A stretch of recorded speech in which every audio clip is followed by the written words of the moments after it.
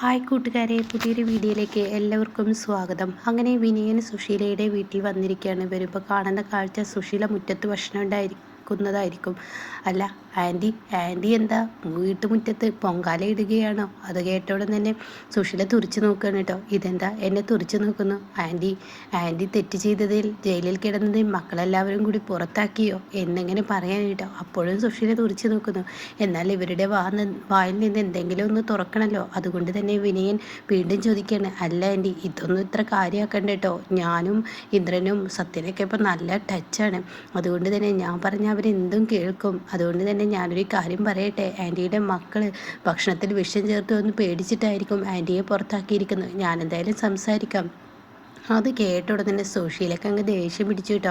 സുശീല പറയണേ, എനിക്ക് വേണ്ടി നീ സംസാരിക്കണ്ട, എനിക്കറിയാടാ എനിക്കെന്താ ചെയ്യണമെന്ന്. പിന്നെ ഞാൻ ആദ്യമായിട്ട് ജയിലിൽ പോയി കിടക്കുന്നവനൊന്നല്ല, നീയും ഇതുപോലെ ജയിലിൽ കിടന്നതല്ലേ. ഇതെന്താ ആൻറ്റി ഇങ്ങനെയൊരു സംസാരം? ആൻറ്റി തെറ്റ് ചെയ്തിട്ടല്ലേ ആൻറ്റി ജയിലിൽ കിടന്നത്, അല്ലാതെ ഞാനായിട്ട് ആൻറ്റിയെ ജയിലിൽ കിടത്തിയതുപോലെയുണ്ടല്ലോ. എല്ലടാ, നീയും എന്നെ ജയിലിൽ കിടത്താൻ ഒരു കാരണക്കാരനാണ്. അത് കേട്ടോടെ തന്നെ വിനയം പറയണം, ഞാൻ കാരണക്കാരൻ എങ്ങനെയാവുന്ന? ആൻറ്റി തെറ്റ് ചെയ്തു, ആ തെറ്റിനുള്ള ശിക്ഷ ആൻറ്റിക്ക് കിട്ടി. ഭക്ഷണത്തിൽ വിഷം ചേർത്തതല്ലേ എന്ന് പറഞ്ഞിട്ട് വീണ്ടും വീണ്ടും ആ വാക്കുകൊണ്ട് കുത്തി നോവിക്കുമ്പോൾ സത്യം വിളിക്കുന്നു കേട്ടോ. വിനയ എന്ന് പറഞ്ഞ് വിളിച്ചിട്ട് അങ്ങോട്ടേക്ക് കൊണ്ടുപോവാണ്. എന്താ വിനയ ഇങ്ങോട്ടേക്കുള്ള വരവ്? അല്ല എന്താ നിങ്ങളുടെയൊക്കെ വിശേഷം? അതവിടെ നിൽക്കട്ടെ, വിനയം വന്ന കാര്യം പറയൂ. അത് കേട്ടോടെ തന്നെ വിനയം പറയും, ഞാൻ വന്നത് വേറെ ഒന്നുമല്ല, ഞാൻ ഒരു കാര്യം സംസാരിക്കാനാണ്. ഇതേതാ വണ്ടി? അപ്പോഴേക്കും സുശീല പറയുന്നുണ്ട്, കട്ട് കൊണ്ടുവന്നതായിരിക്കും. നിൻ്റെ അമ്മ പറഞ്ഞു കേട്ടില്ലേ, കട്ട് കൊണ്ടുവന്നതായിരിക്കും. ഞാനൊരു മോഷണക്കാരനായിട്ടാണ് നിൻ്റെ അമ്മ എന്നെ കണക്കാക്കുന്നത്. അതൊക്കെ പോട്ടെ, നീ എന്തായാലും കാര്യങ്ങൾ പറ. അപ്പോൾ ഈ സമയം ഇവന് എന്തോ ഒരു കുനിഷ്ട ഒപ്പിക്കാനാണ് വന്നിരിക്കുന്നത്. എന്തെങ്കിലും സുശീല മനസ്സുകൊണ്ട് ചിന്തിക്കുന്നുണ്ട്. ഇപ്പുറത്ത് ഇരുന്നിട്ടാണ് കേട്ടോ സുശീല അത് പറയുന്നു. പച്ചക്കറിയൊക്കെ ഇങ്ങനെ നുറുക്കുന്നുണ്ട്. ആ സമയം ശ്യാമ ചോദിക്കുക, എന്താ വിനയ നിൻ്റെ ഇങ്ങോട്ടേക്കുള്ള വരവ്? അതെ, ഞാൻ ഒരു കാര്യം ചോദിക്കാനാണ് വന്നത്. നിങ്ങൾ ട്രാവൽസ് നടത്തുന്നുണ്ടല്ലോ, അപ്പോൾ നിങ്ങളുടെ ട്രാവൽസിലോട്ട് എന്നെ എടുക്കാമോ? ഞാനൊരു വണ്ടി എടുത്തിട്ടുണ്ട്, ഇതെൻ്റെ വണ്ടിയാണ്. നീ എടുത്തോ വണ്ടി? ആ വണ്ടി ഞാൻ എടുത്തു, ഇതെൻ്റെ പേരിലാണ്. അപ്പോൾ എനിക്ക് ഓട്ടം കിട്ടണം. ഈ ടാക്സി ഓട്ടമൊക്കെ മിക്കവാറും ചെറുതായിട്ടൊക്കെ കിട്ടത്തുള്ളൂ. എന്നാൽ നിങ്ങളുടെ ട്രാവൽസിലോട്ട് കയറി കഴിഞ്ഞാൽ എനിക്ക് എപ്പോഴും ഓട്ടം ഉണ്ടാകും. അയ്യോ അത് നടക്കില്ല എന്ന് സത്യം പറയണം. അതെന്താ നടക്കായിക? അതിന് ടാക്സിയുടെ പെർമിഷനൊക്കെ വേണം. അതെന്തിനാ ആവശ്യം? അതിൻ്റെ ഒന്നും ആവശ്യമില്ല. നിങ്ങളുടെ വണ്ടിയിലൊക്കെ ഇത്ര പേരെ കൊണ്ടുപോകാൻ പാടുള്ളൂ എന്ന് പറഞ്ഞിട്ട് നിങ്ങൾ 20, 25, 30 പേരെ കൊണ്ടുപോകുന്നില്ലേ? അപ്പോൾ അതിനൊക്കെ പെർമിഷൻ എടുത്തിട്ടാണോ? അത് പിന്നെ വിനയ, ഒരു ഓട്ടം പോകുമ്പോൾ അവരുടെ ആളുകൾ അങ്ങനെ ആക്കുന്നതാണ്. അപ്പോൾ അതിന് പെർമിഷനൊന്നും വേണ്ട. നിയമം നിയമത്തെ പോലെ ആയിരിക്കണമല്ലോ. അല്ലാതെ കണ്ട് ഇതിന് വേറെ നിയമം അതിന് വേറെ നിയമം. അപ്പോഴേക്കും വിനയനോട് വിനയ പറ്റില്ലെന്ന് പറഞ്ഞാൽ പറ്റില്ല, പിന്നെ എന്തിനാ നീ ഇവിടെ സംസാരിക്കുന്നത്? അപ്പോൾ വിനയനെ ഇപ്പോൾ വേണ്ടാതായില്ലേ? നിങ്ങൾക്ക് ഒരു കാലത്ത് ഈ വിനയനെ വേണമായിരുന്നു. അന്ന് നിങ്ങൾ പണം തരാനും ഒക്കെ തയ്യാറായിരുന്നു. ഇപ്പം വിനയനെ വേണ്ട, തള്ളിക്കളയാണില്ലേ? അത് കേട്ടോടെ തന്നെ സത്യം ഒരു സഹായം ചെയ്തു വന്നു എന്നുള്ളത് സത്യം തന്നെ. പക്ഷേ അതിനുള്ള പ്രതീക്ഷിക്കാത്ത പണവും നിനക്ക് ഞാൻ തന്നിട്ടുണ്ട്. എന്ത് പണം? 1 ലക്ഷം 1.5 ലക്ഷം രൂപ, അതാണോ ഒരു പണം? അത് കേട്ടോടെ തന്നെ വിനയ, മനുഷ്യനെ ദേഷ്യം പിടിപ്പിക്കുന്ന സംസാരം സംസാരിക്കരുത്. അത് കേട്ടോടെ തന്നെ ഞാനെന്ത് പറഞ്ഞു? ഉള്ളതല്ലേ പറഞ്ഞത്. നിങ്ങൾ എനിക്ക് കുറച്ച് തുക തന്ന് എന്നെ അങ്ങ് ഒഴിവാക്കി വിട്ടു. എന്നാൽ ഇന്ദ്രൻ എന്നോട് പറഞ്ഞ് നീ ചെയ്ത സഹായം 10 ലക്ഷത്തിൻ്റെ സഹായമാണെന്ന്. ഇരിക്കുന്ന നിങ്ങളുടെ അമ്മയെ ജയിലിലടക്കാനും വീട്ടിൽ CCTV വെച്ചിട്ട് നിങ്ങളുടെ ഏട്ടത്തിയമ്മയെ രക്ഷിക്കാനും നിങ്ങൾ നെട്ടോട്ടം ഓടുകയായിരുന്നില്ലേ? അത് കേൾക്കുന്ന സുശീല ഒന്ന് നടുങ്ങി കേട്ടോ. അങ്ങനെ ഈ സമയം സത്യന് 1 ലക്ഷം ബാക്കി ഇന്ദ്രനുമാണ് എനിക്ക് തന്നത് എന്നൊക്കെ പറയുമ്പോൾ തൻ്റെ മക്കൾ തന്നെ ജയിലിലടക്കാൻ കാണിച്ച ആ ധൃതിയുണ്ടല്ലോ, അത് പറയാനില്ല. അങ്ങനെ സുശീല മനസ്സിലിരുന്ന് കാണുക കേട്ടോ. ഈ സമയം ശ്യാമ് പറയണം, വിനയ കാര്യമില്ലാതെ ഇവിടെ സംസാരിക്കേണ്ട. നീ ചെയ്ത പ്രതിഫലം നിനക്ക് തന്നിട്ടുണ്ട്.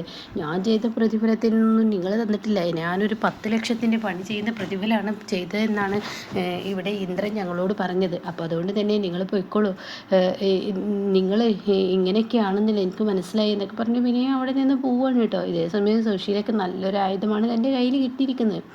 പിന്നീട് കാണിക്കുന്നത് ദയാണ്. ദയ എങ്ങനെ ഇരിക്കുകയാണ്. അപ്പോൾ ഈ സമയം വെള്ളമൊക്കെ കൊടുക്കുന്നുണ്ട്. ദയവായോ നമുക്ക് ഹോസ്പിറ്റലിലോട്ട് പോവാം എന്ന് പറയാൻ കേട്ടോ. അപ്പോൾ ഈ സമയം ജീരി പറയണം, ഹോസ്പിറ്റലൊന്നും പോകേണ്ട ആവശ്യമില്ല ശബരി. അതെന്താ ഹോസ്പിറ്റലിൽ പോകേണ്ട ആവശ്യമില്ല എന്ന് പറയുന്നത്?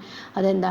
അപ്പോഴേക്കും അമ്പിളി പറയാണ്, ദയെ ഇനി നീ പറഞ്ഞേക്ക്. അപ്പോൾ അത് കേട്ട ഉടനെ തന്നെ ദയക്കങ്ങ് ദേഷ്യം പിടിച്ച് ചേച്ചിമാരെ ഇങ്ങനെ നോക്കണം കേട്ടോ. ഇനി എന്നെ ഇങ്ങനെ നോക്കേണ്ടിട്ട് ഇനി കാര്യം പറയാം. അപ്പോൾ രഘു ആണെങ്കിൽ പുറത്ത് ഇങ്ങനെ നിൽക്കുന്നുണ്ട് കേട്ടോ. തൻ്റെ കുഞ്ഞിനെ എടുത്തിട്ടാണ് രഘു പുറത്ത് നിൽക്കുന്നത്.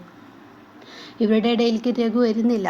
അപ്പോൾ ഈ സമയം ദയ നീ നിൻ്റെ കാര്യം പറ. അപ്പോഴേക്കും ശബരി പറയണേ എൻ്റെ ദയ നിനക്ക് പറ്റിയത് എന്താ പ്രശ്നം, എന്താണെങ്കിലും നീ കാര്യം പറ. അപ്പോൾ ദയ പറയാൻ കൂട്ടാക്കുന്നില്ല കേട്ടോ.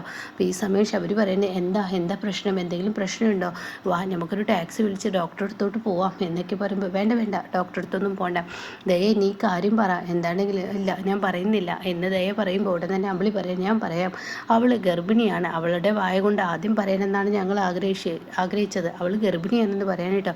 ഇത് കേൾക്കുന്ന ശബരി ആദ്യം ഒന്ന് ദേഷ്യത്തോടു കൂടി നോക്കുകയാണ്. പിന്നീട് തനിക്ക് സന്തോഷമായി തൻ്റെ ഭാര്യയുടെ അരികിലോട്ട് ചെല്ലുകയാണ്.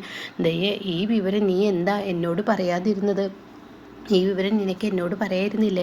അത് കേട്ടോടെ തന്നെ ദയ എങ്ങനെ നിൽക്കണം കേട്ടോ. വാ നമുക്ക് നമ്മുടെ വീട്ടിലോട്ട് പോവാം, ഡോക്ടറെ അടുത്തോട്ട് പോവാം, ചെക്കപ്പ് ചെയ്യാം എന്നൊക്കെ ഇങ്ങനെ പറയുമ്പോൾ ദയ പറയണേ ഞാൻ എങ്ങോട്ടും വരുന്നില്ല എന്ന് പറയണേ. ഇത് കേട്ടോടെ തന്നെ അതെന്താ നീ എങ്ങോട്ടേക്കും വരാത്തത്. ഉടൻ തന്നെ അമ്പിളി പറയുന്നുണ്ട് നിൻ്റെ ആവശ്യവും ദയ നീ ശബരിയോട് പറഞ്ഞേക്കുക. അപ്പോൾ ചിരു ഇതിന് കൂടുന്നുണ്ട് കേട്ടോ. അപ്പോൾ ഈ സമയം ദയ പറയണേ ഞാൻ എങ്ങോട്ടും വരുന്നില്ല, എൻ്റെ ആവശ്യം നിങ്ങൾ നിറവേറ്റി തരികയാണെങ്കിൽ തീർച്ചയായും ഞാൻ എങ്ങോട്ട് അച്ചങ്ങി വരാം. അത് കേട്ടോടെ തന്നെ എന്താവശ്യമെന്ന് ചോദിക്കും കേട്ടോ. ഈ സമയം എനിക്ക് ഈ കുഞ്ഞിനെ വേണ്ട എന്ന് ദയ പറയാൻ കേട്ടോ. ഇത് കേട്ടോടെ ദയ നീ എന്താ ഈ പറയുന്നത്, ദൈവം നമുക്ക് തന്ന ഈ അനുഗ്രഹം നീ വേണ്ടെന്ന് വെക്കുകയാണ്, അതും ഞാനൊരു കുഞ്ഞിനെയും കൂടി ആഗ്രഹിച്ചതാണ്, ഇത് വേണ്ടെന്ന് വെക്കണമെന്ന് ചോദിച്ചോടെ തന്നെ ദയ പറയണേ എനിക്ക് കുഞ്ഞിനെ വേണ്ടെന്ന് പറഞ്ഞാൽ വേണ്ട, എനിക്ക് എൻ്റെ ഉണ്ണിക്കുട്ടന് ഒരു വയസ്സ് പോലും ആയിട്ടില്ല, അതിനിടക്കാണ് ഇങ്ങനെ വേറൊരു കുഞ്ഞ്, എനിക്കിത് പ്രസവിക്കാനോ ഒന്നിനും എനിക്കില്ല, എനിക്ക് ആരോഗ്യമില്ല, എനിക്ക് കഴിയില്ല, എനിക്കിത് വേണ്ട, ഇത് കളയണമെന്ന് പറയുമ്പോൾ ശബരി പറയുന്നു ഒരിക്കലും നടക്കത്തില്ല, ഞാൻ എൻ്റെ ജീവനുള്ളോടത്തോളം നടക്കത്തില്ല എന്ന് പറയട്ടോ. ഇത് കേൾക്കുന്ന ദയ പറയണേ നിങ്ങൾ നിങ്ങളുടെ കാര്യമാണ് നോക്കുന്നത്, എനിക്ക് പറ്റില്ല എന്ന് പറഞ്ഞില്ലേ, ഞാൻ എങ്ങോട്ട് വരുന്നില്ല, ഞാൻ ഈ കുഞ്ഞിനെ അതിനു വേണ്ടിയാണില്ലേ നീ എന്തൊക്കെ പ്ലാനുകളിട്ട് ആ വീട്ടിൽ നിന്ന് പോകുന്ന നിൻ്റെ ചേച്ചിമാരോട് ഈ കാര്യം നിറവേറ്റാൻ വേണ്ടി ചേച്ചിമാരിത് നടത്തിത്തരാൻ വേണ്ടിയായിരിക്കില്ലേ എന്നോട് പറയാതെ ഇങ്ങോട്ടേക്ക് പോകുന്നത്. സാധാരണ ഒരു ഭാര്യ എന്നുള്ള നിലയ്ക്ക് ആദ്യം എന്നോടാണ് ഇത് പറയേണ്ടത്, പക്ഷേ നീ ചെയ്തത് എന്താ, നീ ചെയ്തത് നിൻ്റെ ചേച്ചിമാരോട് പറഞ്ഞ് ഈ കുഞ്ഞിനെ കളയാനായിരിക്കില്ലേ. അമ്പിളി ചേച്ചിക്ക് ഇങ്ങനെ ഒരു അവസ്ഥ വന്നിരുന്നെങ്കിൽ അമ്പിളി ചേച്ചി എന്ത് ചെയ്യും. അതിനിടയ്ക്ക് ചീരുവിനോട് ചോദിക്കുന്നുണ്ട് കേട്ടോ. നിൻ്റെ ചീരി ചേച്ചി 2 ഇരട്ട കുഞ്ഞുങ്ങൾക്ക് ജന്മം നൽകിയിട്ട് പിന്നീട് ഒരു കുഞ്ഞുണ്ടായപ്പോൾ അവറ്റങ്ങളെ വേണ്ടെന്ന് വെക്കുകയാണ് ചെയ്തത്. അത് കേട്ടോടെ തന്നെ ദയൊന്നും നടുങ്ങി കേട്ടോ. പിന്നീട് അമ്പിളിയോട് ചോദിക്കുമ്പോൾ അമ്പിളി പറയണേ എന്താ സംശയം, രഘുവിനോടുള്ള ദേഷ്യം കൊണ്ടാണ് കേട്ടോ, രഘു നിൽക്കുന്നത് കൊണ്ടാണ് അമ്പിളി അങ്ങനെയൊക്കെ പറയുന്നത്. എന്താ സംശയം, ഞാൻ എൻ്റെ വയറ്റിൽ ഇപ്പോൾ ഒരു കുഞ്ഞ് ജനിക്കുകയാണെങ്കിൽ തീർച്ചയായും ഇരി ചെവി അറിയാതെ ഞാനതിനെ കളഞ്ഞിരിക്കും എന്ന് പറയാം കേട്ടോ. ഇത് കേട്ട ഉടനെ വെറുതെ അല്ല, നീ ആരോടും പറയാതെ നിൻ്റെ ചേച്ചിമാരെ സഹായത്തോടു കൂടി എൻ്റെ കുഞ്ഞിനെ കളയാനായിരുന്നു അല്ലേ, എന്നാൽ നീ എന്താ ചെയ്തോ. പക്ഷേ ഈ ശബരി അതിന് കൂട്ടു നിൽക്കില്ല, ശബരി അതിനെ കിട്ടത്തുമില്ല. നീ നിൻ്റെ ഇഷ്ടം പോലെ ഇവിടെ നിൽക്കുക, എന്തെങ്കിലും ചെയ്തോ. നിൻ്റെ മകന് സുഖമില്ലെന്ന് പറഞ്ഞ് ഞാൻ വന്ന് പറയുമ്പോഴും നിനക്ക് അതിനോട് യാതൊരു ഇതുമില്ല. അപ്പോൾ ഉടനെ ഞാൻ എങ്ങോട്ടും വരുന്നില്ല, ഞാൻ എൻ്റെ ഉണ്ണിക്കുട്ടനോട് കൊണ്ടുവന്നാൽ പോരെ. അപ്പം പിള്ളയുടെ മുഖം മാറുന്നുണ്ട് കേട്ടോ, ഞാൻ ഇവിടെ വന്ന് നോക്കിക്കോളാം. അപ്പോൾ ശബരി പറയുന്നുണ്ട് ഞാൻ നിൻ്റെ ഏത് ആഗ്രഹവും സാധിച്ചു തരാം, ഉണ്ണിക്കുട്ടനെയും കൊണ്ട് ഞാൻ അങ്ങോട്ടേക്ക് വരാം, എന്നിട്ട് നിൻ്റെ കൂടെ ഞാനിവിടെ നിൽക്കുക, നിൻ്റെ കാര്യങ്ങളൊക്കെ ഞാൻ ചെയ്തുതരാം, കുറച്ച് ബുദ്ധിമുട്ടിയാണെങ്കിൽ ഈ കുഞ്ഞിനെ പ്രസവിക്കാതെ ദയ എന്നൊക്കെ പറയുമ്പോൾ ദയ അതിനെ അനുവദിക്കില്ല കേട്ടോ. അങ്ങനെ ശബരി ഇതും പറഞ്ഞ് അവിടെ നിന്ന് ഇറങ്ങുമ്പോൾ ഉടൻ തന്നെ രഘു അങ്ങോട്ടേക്ക് ചെല്ലണം കേട്ടോ. ശബരി നീ ഇങ്ങനെ ഇടപെടുന്നതിനെ തീരുമാനങ്ങൾ എടുക്കലേ, എന്ത് ഇടപെടുന്നതിനെ അവരുടെ ചേച്ചിമാരുടെ സമ്മതത്തോടു കൂടി അവൾ എന്നോട് പോലും പറയാതെ ആ കുഞ്ഞിനെ കളയാനല്ല അവൾ തീരുമാനിച്ചത്, രഘുവേട്ടനും ഇതിന് കൂട്ടാണോ. അത് കേട്ടോടെ തന്നെ അയ്യോ ഞാൻ ഇതുവരെ അറിഞ്ഞിട്ടേ ഇല്ല, ആദ്യമായിട്ടാണ് ഞാൻ ഈ സത്യം ഇപ്പോഴാണ് അറിയുന്നത്, ഇവിടെ എന്നോട് ആരും ഒന്നും ഇപ്പോൾ പറയാറില്ല. അത് കേട്ടോടെ തന്നെ രഘു ഈ ഒരു വാക്ക് പറയുമ്പോൾ ശബരി പറയണം രഘുവേട്ടാ എന്നാലും അവൾ എന്നോടല്ലേ പറയാം, അത് അവളുടെ അടുത്ത് പറ്റിയൊരു തെറ്റ്, എന്തായാലും അവളുടെ ആരോഗ്യവും അതൊക്കെ ബുദ്ധിമുട്ടുള്ളത് കൊണ്ടായിരിക്കും ചീരുവും അതുപോലെ തന്നെ അമ്പിളി ഒരുപോലെ കൂട്ടുനിന്ന് ഈ കുഞ്ഞ് വേണ്ടെന്ന് തീരുമാനം പറയുന്നത്, അങ്ങനെ കണക്കാക്കിക്കൂടെ എന്നിങ്ങനെ പറയുന്നുണ്ട്. എന്തായാലും ദയമായി ഞാനൊന്ന് സംസാരിക്കട്ടെ, നീ ഇങ്ങനെ ഇടപെടുന്നതിന് തീരുമാനങ്ങളും കാര്യങ്ങളൊന്നും എടുക്കണ്ട, നീ നിൻ്റെ വീട്ടിലും അവൾക്ക് സുഖമില്ലാത്തത് പറയണ്ട, ഇങ്ങനെ ഒരു മാനസികാവസ്ഥയിലാണ് അവൾ കുഞ്ഞിനെ കളയാനാണെന്നൊക്കെ പറഞ്ഞ് ഇനി ഇതിൻ്റെ പേരിലൊരു ഇഷ്യൂ ഉണ്ടാക്കണ്ട, ഇതാരോടും അറിയിക്കട്ടെ, ഞാൻ എന്തായാലും സംസാരിച്ചിട്ട് പറയാമെന്ന് പറയണം. എന്നാൽ രഘുവേട്ടൻ സംസാരിച്ചിട്ട് വിവരം അറിയിക്കുമെന്ന് പറഞ്ഞിട്ട് പോവാണ് കേട്ടോ. പിന്നീടാണെങ്കിലും രഘു ദയയുടെ അടുത്തോട്ട് ദേഷ്യത്തോടു കൂടി വരികയാണ്. അപ്പോൾ ദയോട് ചീരുവ അമ്പിളിയും പറയുന്നുണ്ട് നീ ആദ്യം ശബരിയോട് പറയണമായിരുന്നു, ശബരി തന്നെ നിൻ്റെ അവസ്ഥ മനസ്സിലാക്കി ഇത് വേണ്ടെന്ന് വെച്ച് തന്നിരുന്നു, പക്ഷേ നീ ആരും അറിയിക്കാതെ ഞങ്ങളോട് വന്ന് പറഞ്ഞതിനാണ് ശബരിക്ക് ഏറ്റവും കൂടുതൽ ദേഷ്യം വന്നത്, അങ്ങനെ ചെയ്യരുതായിരുന്നു എന്നൊക്കെ ഇങ്ങനെ പറയണം കേട്ടോ. അതിന് ഞാനില്ലല്ലോ ശബരിയേട്ടനോട് പറഞ്ഞത്, ചെയ്തത് നിങ്ങളല്ലേ? ശബരിയേട്ടനോട് പറഞ്ഞു. നിങ്ങളോട് ആരാ പറയാൻ പറഞ്ഞത്? അത് നിൻ്റെ ഈ ഛർദിൽ കാരണമല്ലേ നീ പറഞ്ഞത്? അല്ല എങ്കിൽ ശബരി ഇപ്പോഴും അറിഞ്ഞിരുന്നു നീ ഗർഭിണിയാണെന്നുള്ള സത്യം.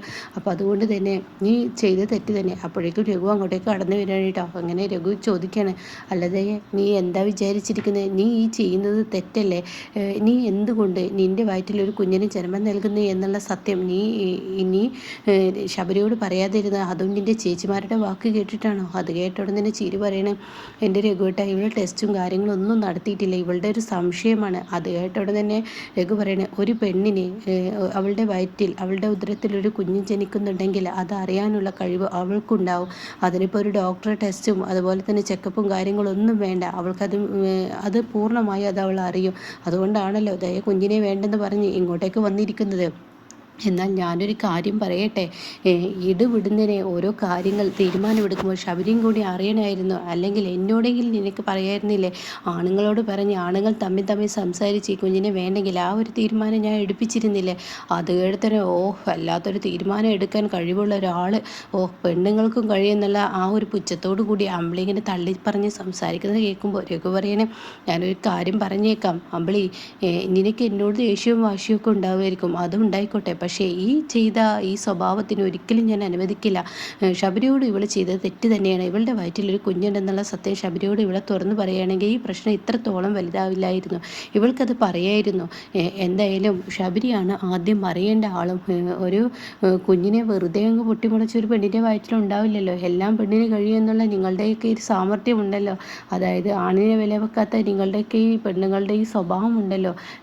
ഇവിടെ ഭർത്താക്കന്മാർക്ക് യാതൊരു വിലയില്ലാതെ സ്വന്തം കാര്യം തീരുമാനം എടുക്കുന്ന പെണ്ണുങ്ങളല്ലേ നിങ്ങൾ? അപ്പോൾ അതുകൊണ്ട് തന്നെ ഞാനൊരു കാര്യം പറയാം, നിങ്ങളുടെ വയറ്റിലൊക്കെ കുഞ്ഞ് ജനിച്ചിട്ടുണ്ടെങ്കിൽ നിൻ്റെ കുഞ്ഞിൻ്റെ അവകാശി ശബരി തന്നെയാണ്. അത് നീ മനസ്സിലാക്കണം.